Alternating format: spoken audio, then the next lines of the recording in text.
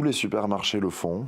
Dans nos campagnes, en tout cas partout, tu as au-dessus des caisses, tu as des photos avec des paysans. Lui, il amène tel produit, lui, il amène tel produit. Mais c'est quel pourcent des rayons? En fait, le problème que je vois là-dedans, c'est que oui, bien sûr, factuellement, ils vont permettre à quelques familles d'agriculteurs de s'en sortir. Ok. Mais ils les utilisent comme produit d'appel, si tu C'est veux. ton interprétation. Ah oui, oui, si tu veux, dans un système capitaliste, à un moment donné, si les grands patrons de supermarchés sont pas des grands capitalistes avec un certain cerveau et de longues dents, moi je veux bien être Blanche-Neige.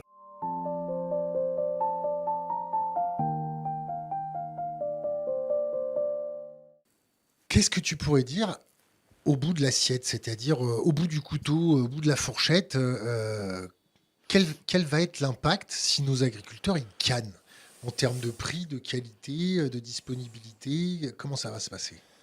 Si nos agriculteurs cannent, je pense qu'en fait, en termes de prix, la grande distribution fera pas de cadeau, donc il y aura peut-être une baisse légère, mais j'y crois pas trop, parce qu'ils se gaveront juste encore plus, comme ils ont toujours fait. Mais c'est surtout en termes... C'est ton point de vue. Bien sûr, mais que je peux argumenter.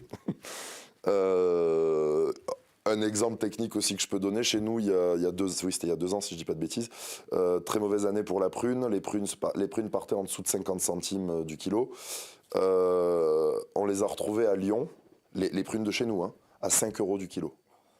Donc si tu veux, et des fois, des trucs de l'ordre de 50-60 centimes, ou dans nos supermarchés, dans notre propre département, t'étais déjà à 3-4 balles du kilo. C'est complètement délirant, si tu veux. Donc non. Mais bon. Il y a le transport, il Oui, y a l'achalandage. oui, oui. Ouais, ok. Ça justifie pas ça, on le sait tous les deux. Mais non, c'est pas. Si tu veux, je dis pas qu'il faut pas que les intermédiaires mangent, c'est pas le problème. Je dis juste que le problème, c'est qui se gave à la fin, comment l'argent part dans les filiales. Mais ça, la grande distribution, on pourrait en parler, mais c'est un très vaste sujet. Si on veut pas enfoncer des portes ouvertes en disant n'importe quoi, il faut prendre le temps d'en parler. Mais c'est un sujet hyper important. En fait, moi, la vraie chose qui m'inquiète, si tu veux, c'est que le premier médicament, c'est ton alimentation. C'est ce que tu rentres dans ton corps. Et si tu rentres brésilien et compagnie... T'en as rentré beaucoup des médicaments. Ah oui, mais tu peux parler. Mais... Commence pas à m'énerver, tu vas t'en prendre une. Mais non, au niveau, comment dirais-je... En fait, on va rentrer des produits ultra chimiques, ultra transformés, qui feront des milliers de kilomètres. Donc l'impact environnemental et l'impact sur nos santé va être catastrophique. C'est juste évident, en fait. Il suffit de regarder les taux. On voit l'obésité chez nous, mais regarde les taux d'obésité dans un pays comme le Brésil, qui pourtant n'est pas riche. C'est une catastrophe. Et les problèmes de santé qu'ils peuvent avoir derrière. Donc non, effectivement, il y aura encore plus de pesticides, encore moins de contrôle. Et là, tu compares les choux et les poireaux, là. Parce qu'en Amérique du Sud, l'obésité, elle vient certes de la bouffe ultra transformée. Oui, non, mais du sucre aussi, mais c'est qu'après, t'es que sur des du boissons transformé. ultra sucrées, je sais pas si tu connais un peu l'Argentine. Bien sûr. Ils s'arrosent pas avec du vin de Salta, mais ils s'arrosent au Fanta, et puis 1,5 litre par personne par repas. Oui, je suis d'accord avec toi.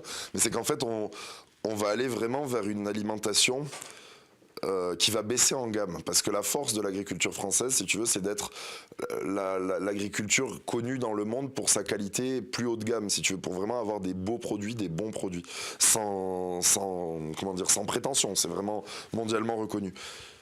Et là, en fait, on va vraiment baisser en qualité et gustative et sanitaire. Et c'est juste une évidence. Si tu veux, on va donner les clés du camion à des énormes multinationales supra-étatiques, exactement ce qu'on ne veut pas si on veut avoir un peu de liberté dans ce pays.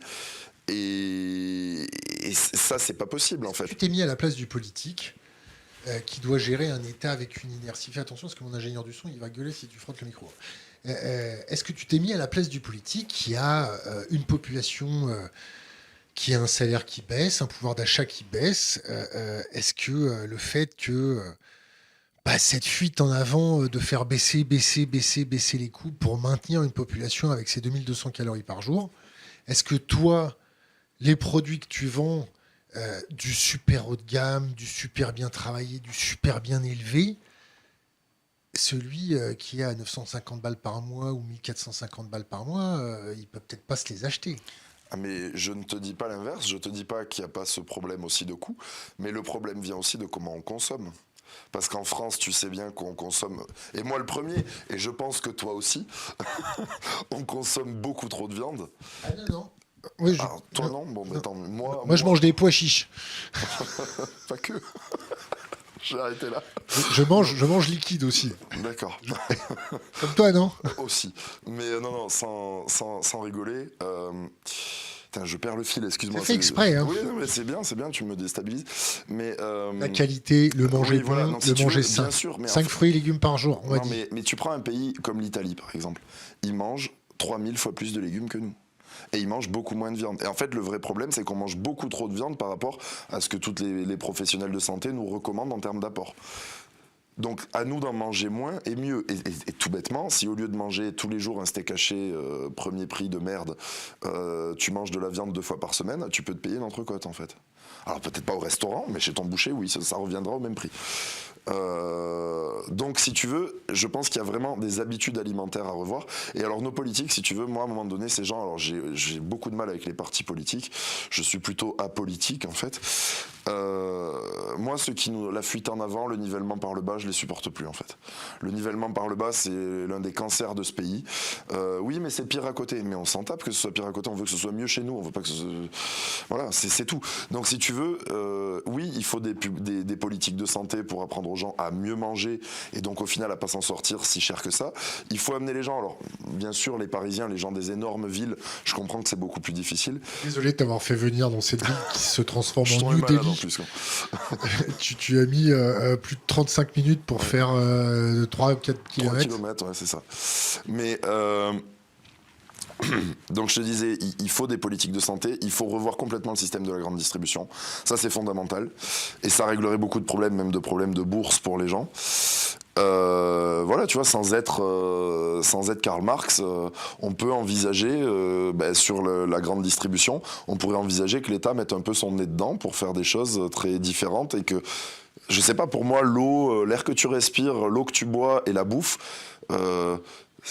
dire que c'est un droit, je sais pas, mais si, quand même, peut-être que c'est un droit quand même d'arriver à manger à ta faim en France.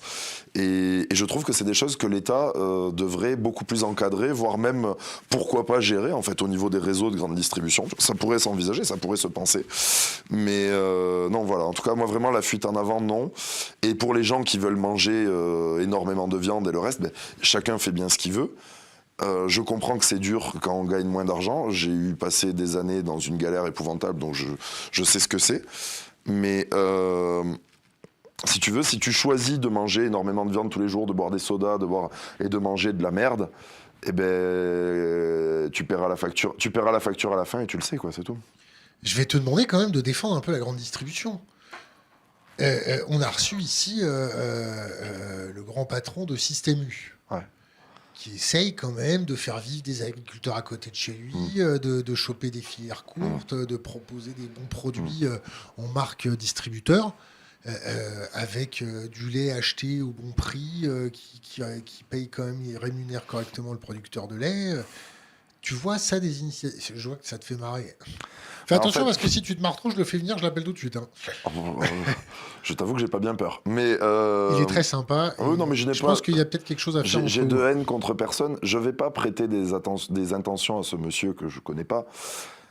Mais si tu veux, tous les supermarchés le font. Dans nos campagnes, en tout cas partout, tu as au-dessus des caisses, tu as des photos avec des paysans. Lui, il amène tel produit, lui, il amène tel produit.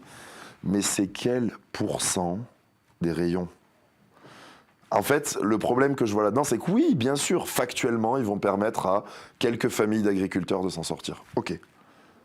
Mais ils les utilisent comme produit d'appel, si tu veux. C'est ton interprétation. Ah oui, si tu veux, dans un système capitaliste, à un moment donné, si les grands patrons de supermarchés ne sont pas des grands capitalistes avec un certain cerveau et de longues dents, moi je veux bien être Blanche-Neige.